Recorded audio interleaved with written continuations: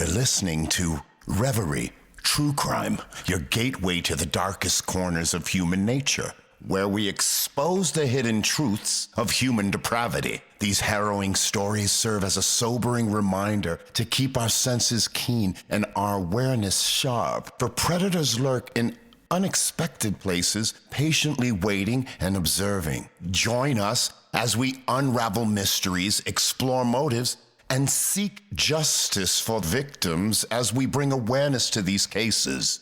Listener discretion is advised. Hello and welcome to Reverie True Crime. I'm your host, Paige. Today's episode is about a nun named Sister Megan Rice, who was 82 years old when she and fellow activists Greg Borchi-Obed and Michael Wally went on a mission in Oak Ridge, Tennessee that would capture the world's attention. They had a goal, and it was a bold one: to breach one of the most secure nuclear facilities in the U.S. and make everyone aware of the dangers of nuclear weapons. This act of civil disobedience was not an isolated incident, but it was the height of decades of tireless commitment to peace and justice. Sister Megan Rice lived her life devoted to education and missionary work. Then she went on to be a symbol of anti-nuclear activism. She showed the world the moral implications of nuclear weapons and the lengths that people will go to advocate for a more peaceful world. This is the story of a nun who stood up to the nuclear industry with only her strong faith and a commitment to humanity. Let's get into it. Before we learn about Sister Megan Rice and her very interesting life, we need to understand what she was protesting against. So, I want you to imagine the world in 1946. World War II had just ended, but in would come a new global issue. The United States, fearing the spread of communism across the Western Hemisphere, was determined to secure its powerful influence. It wasn't just a battle of ideologies, it was a battle for control and power. And in the Panama Canal Zone, a new institution was born to fight that battle. The School of the Americas, also known as the SOA, were training Latin American military officers to strengthen regional security. But beneath the surface, the school's actual goal was way more strategic. The U.S. wasn't just offering technical skills, it was shaping the militaries of neighboring countries to serve American interests. Soldiers were learning counterinsurgency, which means they were learning how to detect, disrupt, and destroy anyone who seemed like a threat to U.S. influence. Training included intelligence gathering, psychological warfare, and even ways to control civilians. The United States believed that by equipping foreign armies with these skills, they could create a wall of protection against leftist uprisings, no matter the cost. For almost 4 decades, the School of the Americas remained hidden in plain sight, training thousands of Latin American soldiers. But in 1984, scrutiny over the United States' involvement in Central America grew very intense. The solution? Move the school out of foreign territory and onto U.S. soil. Fort Bennington, Georgia became its new home. This move was thought to be intended to protect the school from all the criticism. By that time, the school's reputation started to fracture. Rumors that there were assaults on human rights connected to its graduates swirled through the press, but the U.S. insisted that the school was only a force for good. What they didn't admit was how those very tools could become weapons of oppression, allowing violence to spread across Latin America. The school claimed their training was all about military tactics, leadership, and cooperation. But that wasn't the real story. Soldiers learned not only how to fight rebels, but how to demolish entire movements. The message was crystal clear. Any opposition to U.S.-backed governments had to be neutralized by any means necessary. Something that really shocked everyone was the fact that the school was using torture manuals. These manuals showed up in declassified documents and were lessons on how to be coercive during interrogations that people argued were basically impossible to tell apart from torture. The school denied promoting abuse, but the evidence said otherwise. Students were taught to pull information out of people through fear, intimidation, and physical force. Tactics that many would later use on their own citizens. However, there were many people who supported the school and argued that its programs were all about stability and giving Latin American militaries more professional qualities. In the 1990s, human rights courses were added to the curriculum, but was it too little too late? Many graduates had already left behind a legacy of carrying out assassinations, disappearances, and massacres across Latin America. Yet, despite all the criticism, the U.S. government stood firm. Officials would still claim the school was necessary during the Cold War, helping to prevent the spread of communism. What they didn't own up to was how those very skills that they were teaching at Fort Benning were fueling brutal regimes and silencing any political disagreements. The SOA was not just training soldiers. It was creating enforcers, loyal to their governments but feared by their people. And as the years passed, the consequences of that training would spread across borders, leaving behind a trail of fear and bloodshed. The School of the Americas thought their secrecy was a shield, but they didn't consider even the strongest shields can crack. And when it did, no one could ignore the pattern that was found.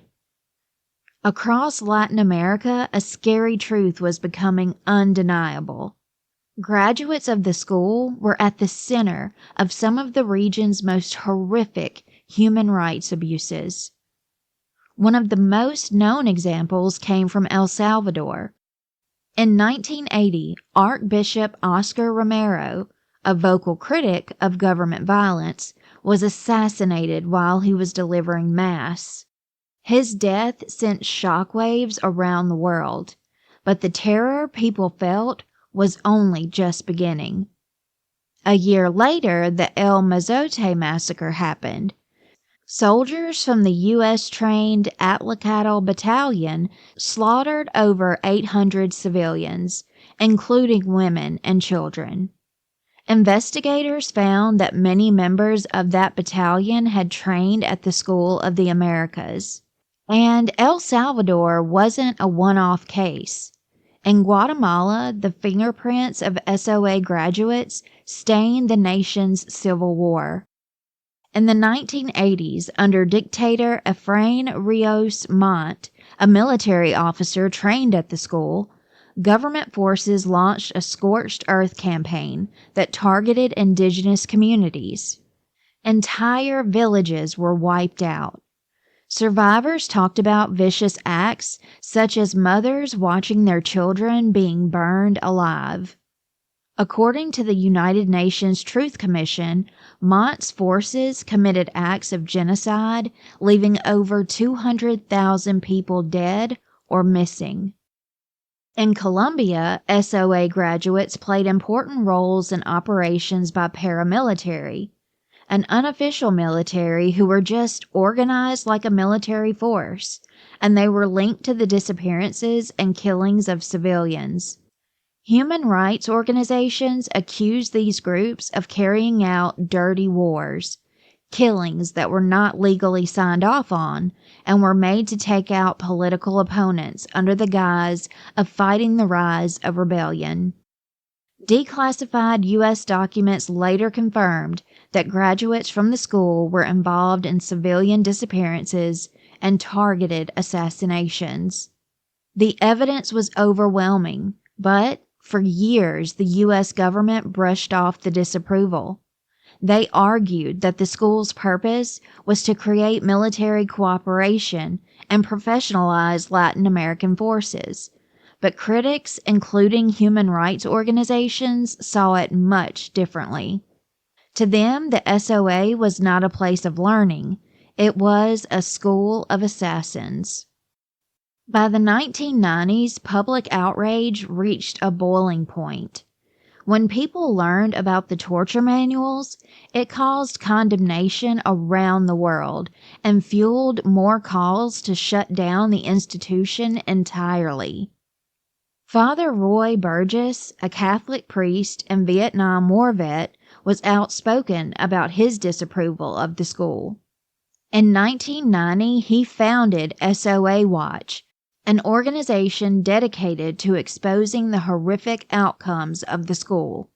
What started as a small protest grew into an annual demonstration. Thousands would show up at the gates of Fort Benning, demanding it to be shut down. Despite the mounting pressure, the school kept its doors open, even though its reputation was in ruins. In 2001, facing continued scrutiny, the U.S. government rebranded the institution as the Western Hemisphere Institute for Security Cooperation, also known as WHINSEC. They claimed the new organization was committed to human rights and transparency, but some saw the name change as nothing more than a PR stunt. They believed they were only attempting to bury the past while the same patterns of abuse continued. Yeah, they changed the name, but could an institute so deeply rooted in violence ever truly change? The Pentagon claimed it wasn't just a new name, it was a brand new institution. They promised to value human rights and stressed how important that was to them, and that they would provide transparency and democratic values. A new advisory board was put together to oversee the curriculum, and mandatory human rights training became a core part of the program. On the surface, these reforms seemed to address the concerns, but still, many people were not convinced at all. Father Roy Burgess and SOA Watch would continue to push back, convinced that the changes were just for show and intended to get people off their backs. After all, many of the same teachers were still there, the same training methods were happening, and the same core mission was intact. To them, the school's little makeover was nothing more than the School of the Americas in disguise. Congressional oversight ramped up, but efforts to close the school failed over and over again. In 2007, a bill to shut down WHINSEC lost by just 6 votes. Supporters of the school kept insisting that it was vital for strengthening military cooperation with Latin America. Opponents saw it as a breeding ground for future human rights violators.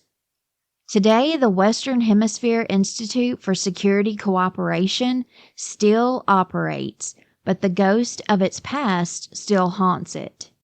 The school's supporters always like to point to its human rights courses as proof of progress, but for those who have lost loved ones at the hands of its graduates, the name change obviously did nothing to erase the school's hellacious history. But let's rewind a bit. As mentioned in 1990, the SOA Watch was founded, and it was the grassroots movement determined to show the world what the school was actually all about and shut it down for good. Father Roy Burgess and a small group of activists gathered outside Fort Benning, Georgia, where the SOA had moved to back in 1984. They read the names of people who had been murdered by SOA-trained soldiers. What began as a quiet vigil soon turned into the annual protest mentioned earlier. SOA Watch became one of the only voices calling for the school to close its doors for good. Year after year, demonstrators would gather at Fort Benning, carrying white crosses to symbolize the victims. Many were arrested for trespassing as they crossed onto military property, which was a symbolic act to honor those who had died. Despite how risky it was legally, the protest only grew stronger. By the early 2000s, the annual November Vigil had become one of the largest acts of nonviolent civil disobedience in the United States. To this day, SOA Watch continues to demand accountability and justice for the victims of military violence, refusing to let the past be forgotten. As long as WHINSEC remains open, activists are never going to let people forget its dark history, and they will continue to demand justice. That place is more than just a building to so many people. It represents how power can shape destinies and destroy lives. Now that we know about the School of the Americas and the rebranding effort, we can get into Sister Megan Rice's life and how she became one of America's most fearless peace activists. It all started in an environment where questioning authority and advocating for justice wasn't just encouraged, it was expected. Born on January 31st, 1930 in Manhattan, New York City, Megan was raised to be intellectually curious with a strong sense of moral responsibility. Her mother and father were involved in academic and social justice work. Her father was a professor at Fordham University, while her mother, a graduate of Barnard College, was active in the Catholic Worker Movement, a community dedicated to promoting social justice and serving the less fortunate.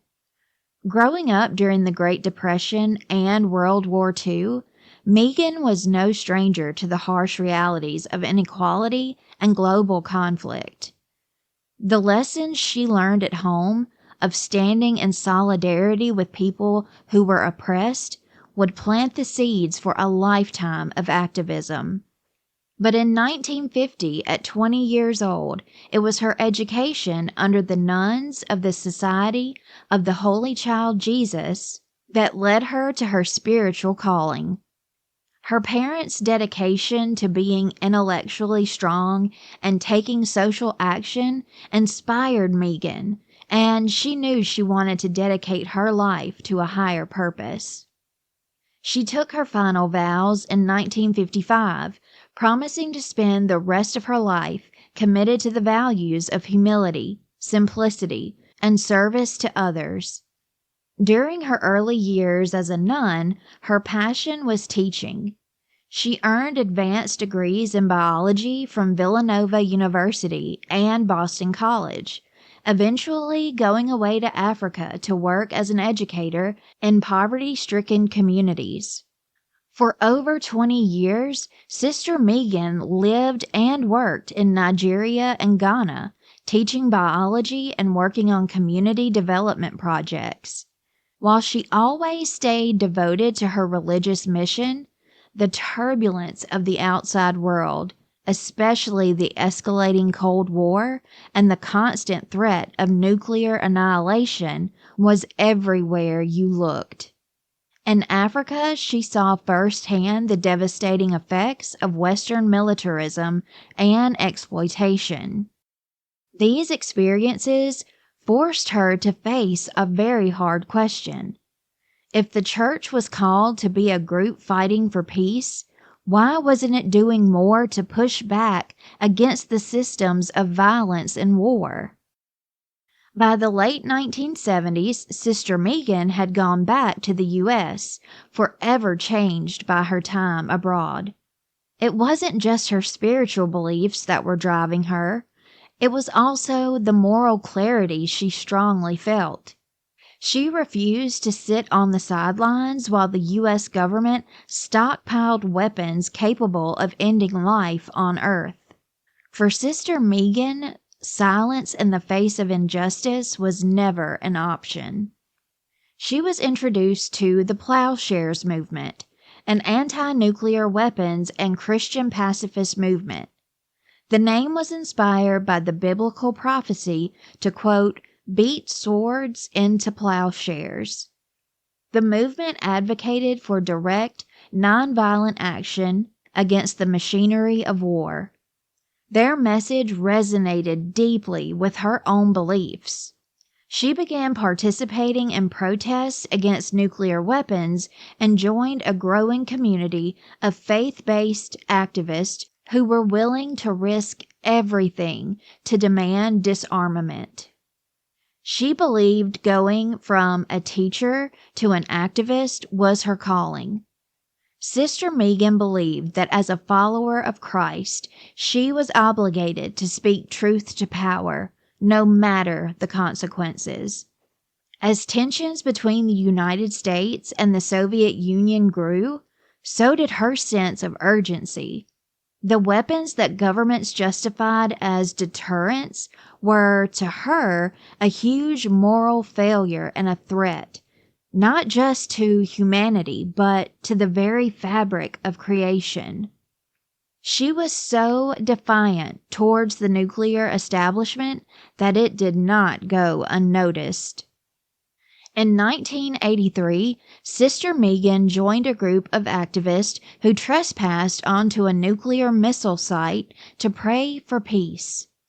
It was the first time she had ever been arrested, but it wouldn't be the last.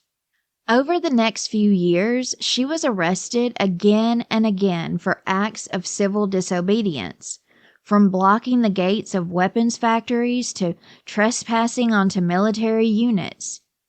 Each arrest was a statement. These weapons, she believed, were a crime against humanity and a sin against God.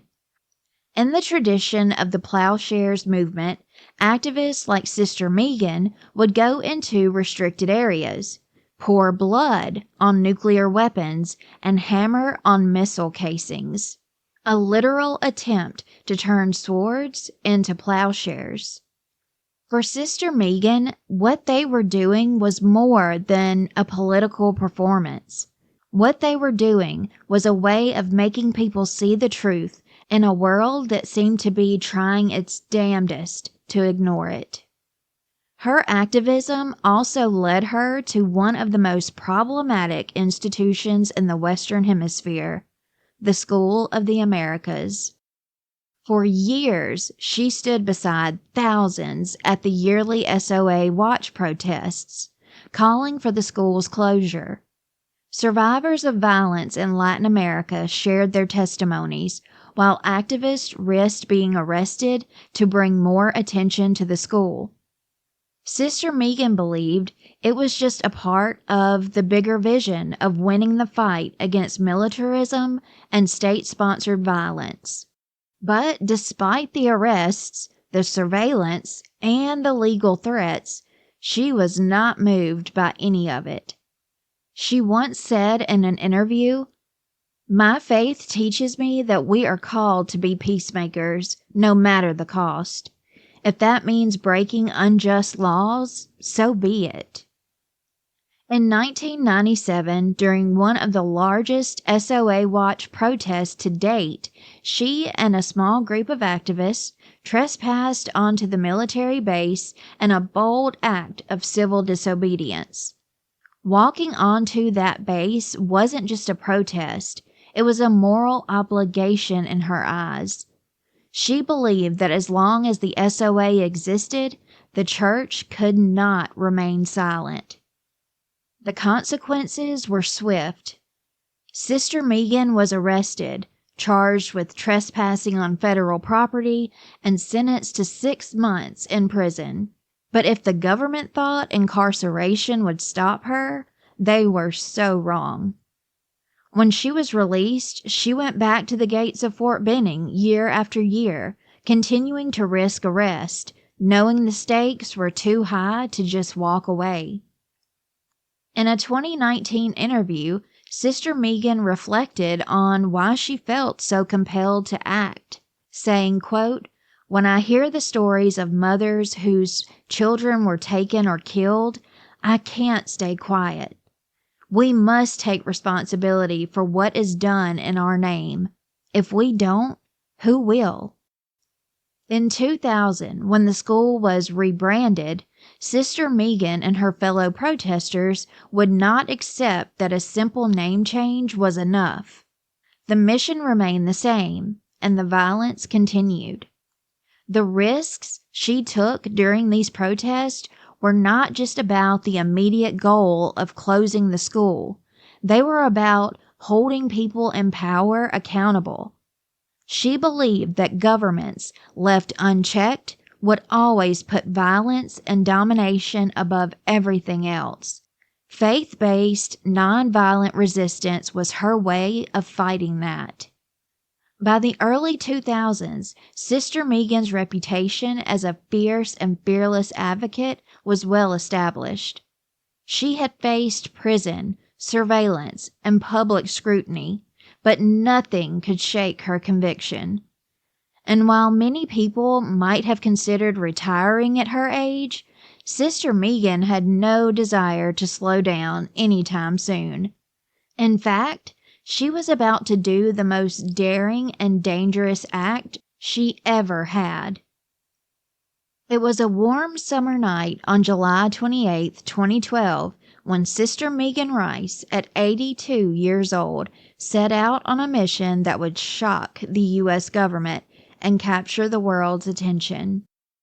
Alongside fellow activist Greg Borchiobed, a house painter and Army veteran, and Michael Wiley, a fellow Plowshares protester, Sister Megan planned to breach one of the most secure nuclear facilities in the U.S., the Y-12 National Security Complex in Oak Ridge, Tennessee. Y-12 wasn't just any government building. It was known as the Fort Knox of uranium, and it stored more than 400 metric tons of highly enriched uranium, a material used to build nuclear warheads. It was supposed to be impossible to get in there. Multi-million-dollar security systems, armed guards, and a large area of fences spread out stood between the world and the deadly power inside. For months, the three carefully planned what they were going to do. Operating under the Plowshares movement, they named their protest the Transform Now Plowshares. Their goal was to show the world the immorality of nuclear weapons and confront what they viewed as the U.S. government's involvement in prepping for global annihilation. In the dead of night, dressed in dark clothes and carrying only a few tools, these three activists cut through multiple layers of security fencing with bolt cutters. Alarms should have been sounding.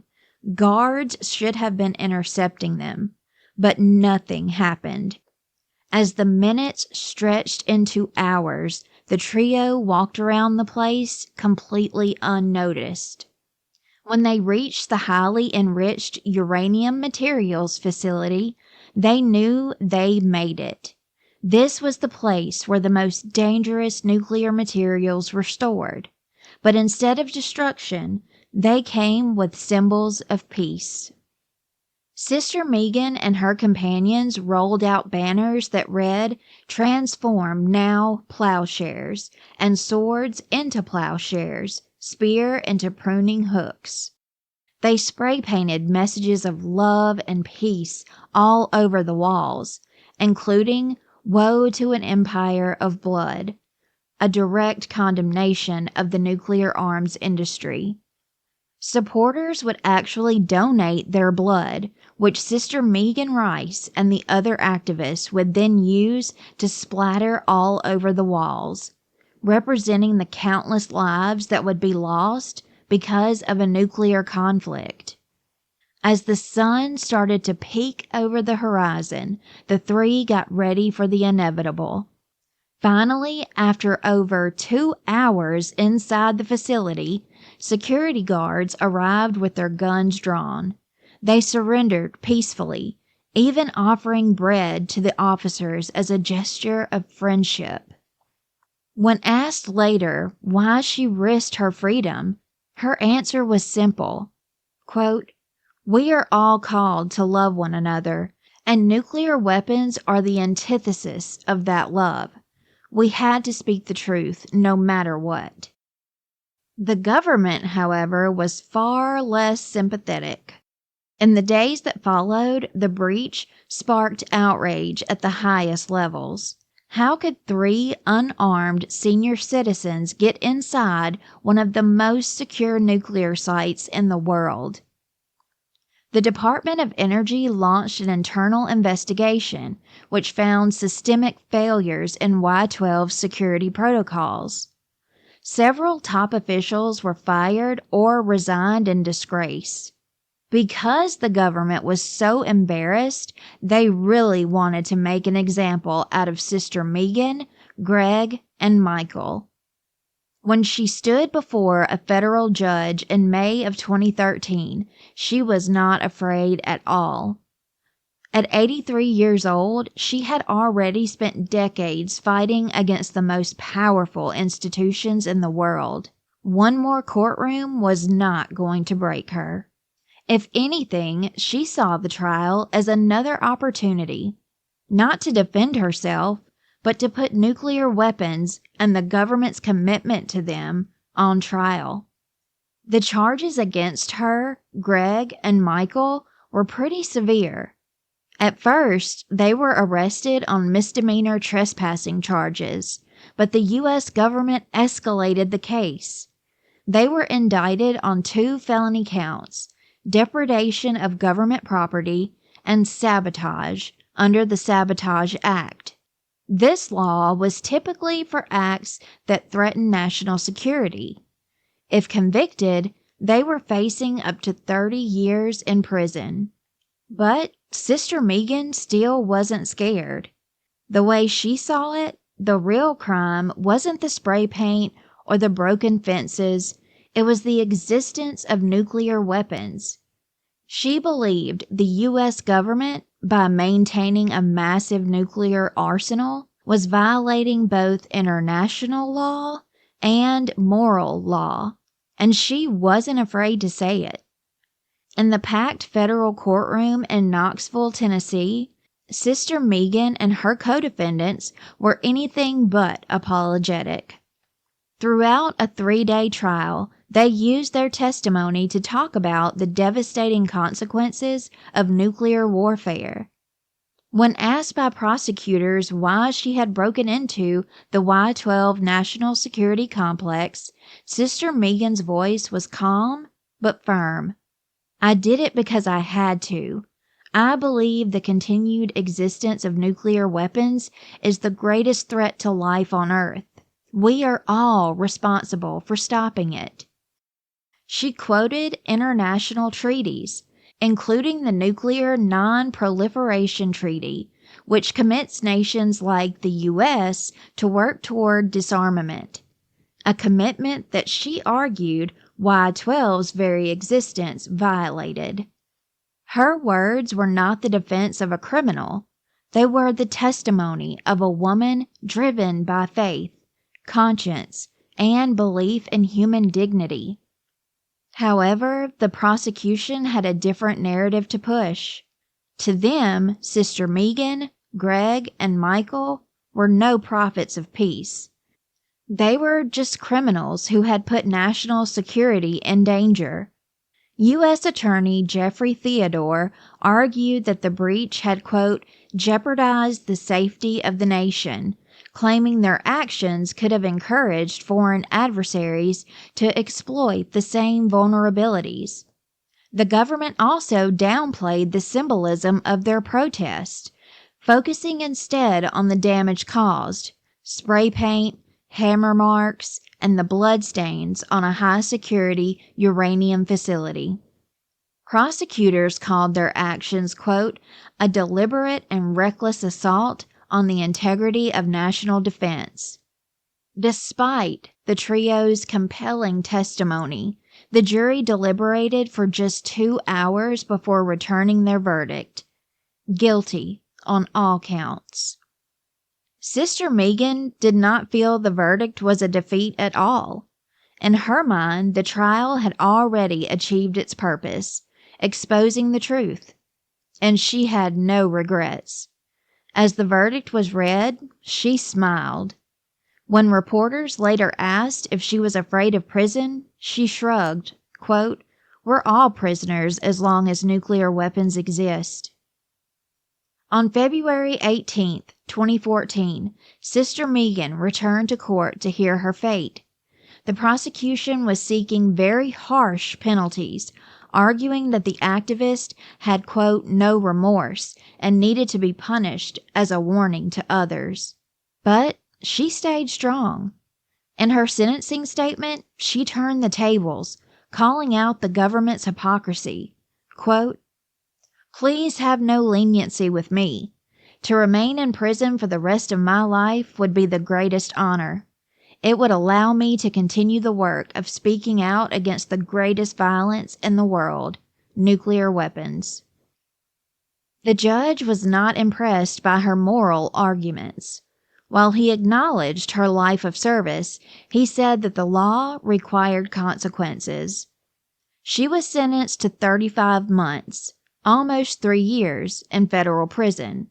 Her co-defendants, both younger and with longer activist records, received 62-month sentences, a little over 5 years. As the courtroom emptied out, Sister Megan did not seem worried about the sentence. To her, prison wasn't punishment. It was just another mission to take on. She was held at FMC Carswell, a federal medical facility in Texas, and was just as active as ever.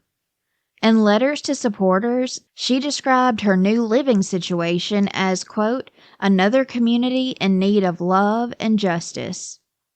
Far from silencing her, prison became a platform to continue her ministry. Even from behind bars, she was bucking the system. She voiced her opinions on the harsh conditions faced by inmates, especially elderly and sick prisoners, and called for prison reform. In an interview with NPR while still incarcerated, she said, quote, there is life everywhere, even here. If our society spent as much time caring for people as it does on weapons, this world would be a very different place. Support for Sister Megan poured in from all around the world. Human rights organizations, faith communities, and peace activists rallied to her cause, saying that punishing an 83-year-old nun for a peaceful protest was both cruel and unjust. In May of 2015, the case reached the 6th Circuit Court of Appeals, and the judges did not hold back their skepticism. During oral arguments, Judge Raymond Kethledge questioned whether a group of peaceful protesters, even one who embarrassed the government, could reasonably be seen as saboteurs. In his words, quote, I don't understand how these people intended to interfere with the nation's defense. They took a symbolic act. How is that sabotage? The government argued that the breach had undermined public confidence in national security, but the judges were not convinced. If the law could be stretched to convict peaceful activists under the Sabotage Act, where did it end? Could anyone who protested a military installation face decades in prison? The 6th Circuit delivered a stunning ruling on May 8, 2015. The sabotage convictions were overturned. The court's decision was a sharp rebuke to the government's overreach. In their opinion, the judges ruled that while the activists had damaged government property, there was no evidence that they had any intention to harm U.S. defense capabilities. The court's language was clear. Quote, "The defendant's actions were deeply symbolic and entirely peaceful. They sought to protest, not to injure the United States." The ruling meant that Sister Megan's most serious conviction and most of her 35-month sentence was vacated. The only conviction left was for depredation of government property, and it was upheld. But with the sabotage charge dismissed, the legal justifications for keeping an 85-year-old nun behind bars failed. Less than 2 weeks later, on May 16, 2015, Sister Megan Rice walked free. After 2 years in prison, her release was met with celebration by supporters around the world.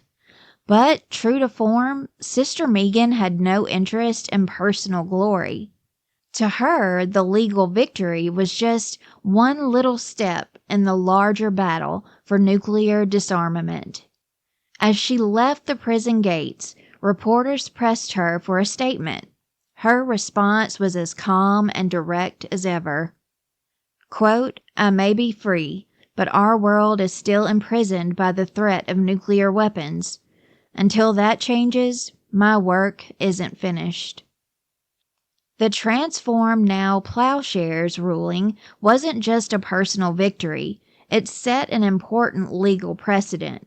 By overturning the sabotage convictions, the court placed limits on how the government could wield national security laws against peaceful protesters. Civil liberties advocates praised the decision as a win for free speech. Had the convictions stood, they argued, it could have opened the door for the government to criminalize dissent under the vague umbrella of quote-unquote sabotage. Sister Megan's case reaffirmed that nonviolent protest, even when it embarrasses the government, is not a crime against the nation's security. In the years that followed, this precedent would protect other activists challenging state power. For Sister Megan, the ruling confirmed what she had believed all along.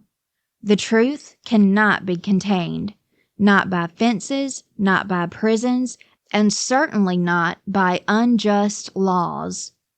Most people, after spending years behind bars, would consider slowing down a bit. But not Sister Megan Rice. Even in her mid-80s, she remained as defiant and committed as ever. After her release, she traveled the country, speaking at universities, churches, and peace conferences. She shared her experience behind bars, not to dwell on her suffering, but to bring awareness to the injustice within the prison system. She described the overcrowding, the lack of medical care, and the inhumane treatment of aging prisoners. As always, her activism expanded to meet the human needs she saw in front of her. Her message was simple but urgent. Quote, "Our government invests billions in weapons of death, but almost nothing to care for the poor, the sick, and the imprisoned. This is not just a political failure, it is a moral failure." She also continued to work with Plowshares activists, urging younger generations to carry the torch of nonviolent resistance. In her eyes, the cause was never about her. It was about building a future where life, not destruction, was the ultimate priority. In her final years, Sister Megan remained a fierce advocate for nuclear disarmament. She was a familiar sight at protests, whether outside nuclear facilities or on the steps of Capitol Hill. To her dying day, she believed the world could be transformed, not by violence, but by courageous acts of love. When asked what sustained her through decades of struggle, she always pointed back to her faith. Quote, "The gospel calls us to be peacemakers. If we truly believe that, How can we stay silent while the world is preparing for war?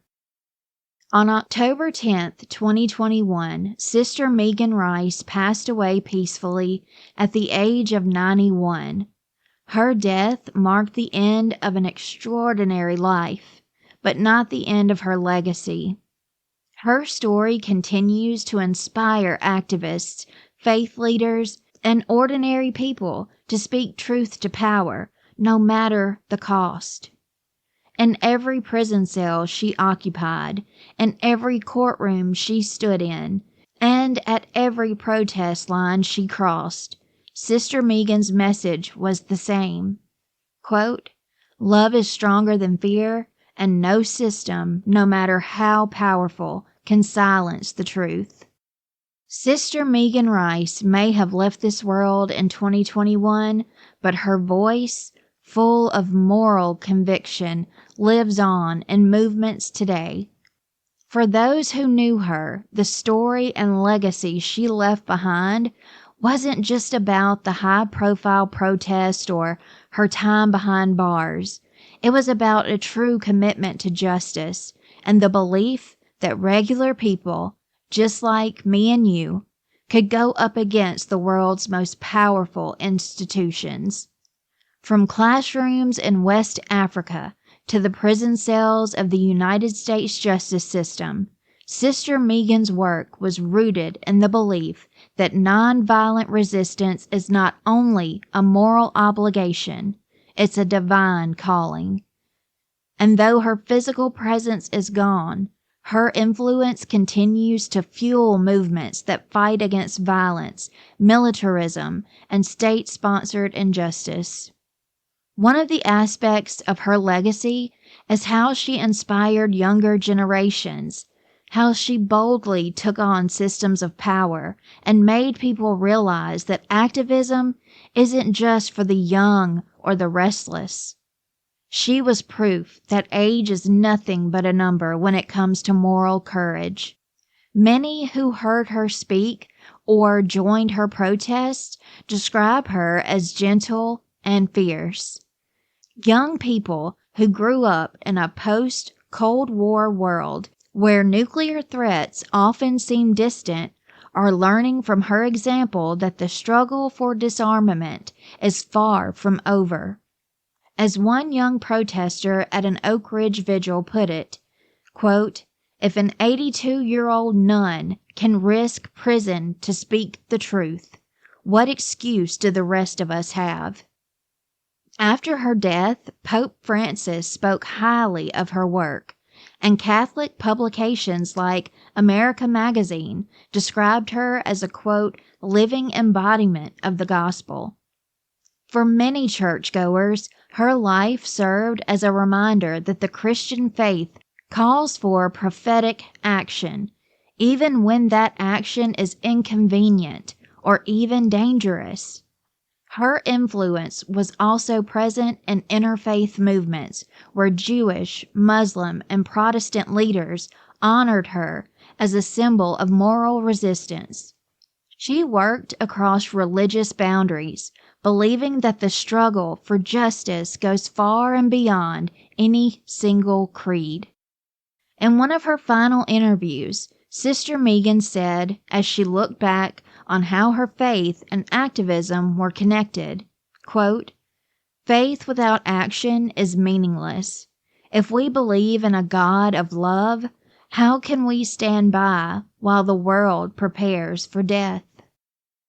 In 2023, on the 10th anniversary of the Transform Now Plowshares action, activists met up at Oak Ridge to honor Sister Megan's memory. They carried the same banners she once held that displayed messages of peace, hope, and defiance. For those in attendance, her spirit was so deeply felt. Her fellow activist, Michael Wally, who served time with her, describes Sister Megan this way, quote, "Megan taught us that true power lies not in bombs or governments, but in the courage to say no to injustice. That lesson will never die." Sister Megan's legacy isn't only about the nuclear debate. Her life of service has inspired activism on prison reform, immigration rights, and climate justice. She believed that any violence, whether against people or the planet, was connected, and that confronting one form of injustice meant confronting each and every one of them. Sister Megan Rice didn't do all these things to be remembered, but how she used her faith as power refuses to be forgotten. Her life will always be a reminder that one voice, grounded in faith and conscience, can make a difference and can make history. So, what injustices do we accept as inevitable? What would it mean to speak out, even when it's scary and risky to do it? And what kind of world might we build if we were as brave as Sister Megan and dared to act? In every courtroom where activists face trial, in every prison where political free thinkers are held, and in every gathering where ordinary people dare to resist violence, Sister Megan's spirit lives on. Because in the end, her message was simple. Quote, "Love is stronger than fear, and no power on earth can silence the truth." Her commitment to peace and justice never changed. She didn't just speak out against injustice, she confronted it again and again. At the end of the day, Sister Megan believed that no system of violence is too great to challenge, and no voice is too small to make a difference. She didn't just speak out against injustice, she faced it head on. Again and again, no matter the consequences she might have to face. Her boldness in breaking into the Y-12 National Security Complex was not an act of recklessness. It was a moral declaration that weapons of mass destruction must never be accepted as normal. And when the U.S. government tried to silence her, she turned their courtroom into a pulpit, delivering a message that still resonates today. Quote, "The truth will set us free, and the truth is that nuclear weapons are an affront to life itself." She didn't just believe in a better world. She lived as if it were possible. And through her actions, she invites us all to do the same. Her story isn't just historical. It's a call to action. Today, over 12,500 nuclear weapons still exist in the world, held by governments that claim they make us safer. But Sister Megan saw through that lie. She believed that real security comes not from violence, but from compassion, not from weapons, but from community. Her life raises a question that we cannot ignore. If an 82-year-old nun can breach a nuclear fortress to speak truth to power, what are we willing to do for the world we believe in? You don't need to break into a nuclear facility to make a difference, but you do have the power to speak up, to challenge systems of violence, and to stand in solidarity with those who fight for peace. So let Sister Megan's story be a reminder. No act of conscience is too small. No injustice is too entrenched. And no voice, especially yours, is too insignificant to matter. The world does not change by accident. It changes because people like Sister Megan Rice refuse to accept the status quo. And now it's our turn, because as she taught us, quote, "If we don't act, who will?" Thank you for listening to this episode. As we close out, let us not forget awareness is our greatest defense. In a world that can be dark and grim, vigilance is our beacon of hope. When it comes to the cases we have explored together that have remained unsolved, if you happen to hold a piece of the puzzle, dare to step forward. As author Lois McMaster Bujold once said, the dead cannot cry out for justice. It is a duty of the living to do so for them. Until we reconvene, my friends, stay vigilant and stay informed.